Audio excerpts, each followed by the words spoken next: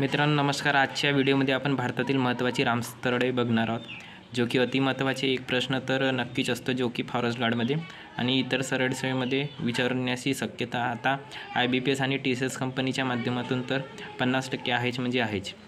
तर बघा राज्य आणि त्याच्यातील रामसर स्थळे। केरळमध्ये बघा अष्टामुडी अस्तम कोस्टा सरोवर बेमनाड कोल। ओडिसामध्ये हिराकुंड तांपारा चिल्का सरोवर भीरतकनिका आणि खारफुटी वने। हिमाचल प्रदेशमध्ये बघा रेणुका आहे हा रामसर स्थळ। चंदरताल पोंग धरण सरोवर। आंध्र प्रदेशमध्ये कोलेरू आहे। उत्तर प्रदेशमध्ये अप्पर गंगा नदी।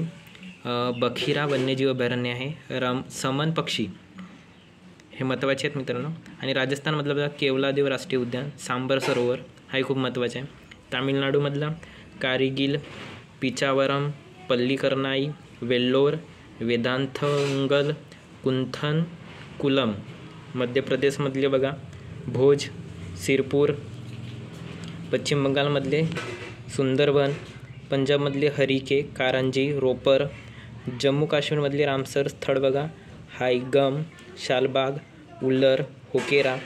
आणि मणिपूरमधले बदला लोकट आणि सरोवर लोकटक सरोवर। आणि महाराष्ट्रातील म्हणलं तर अति महत्त्वाचे म्हणजे महाराष्ट्रात सध्या 3 रामसर स्थळे आहेत।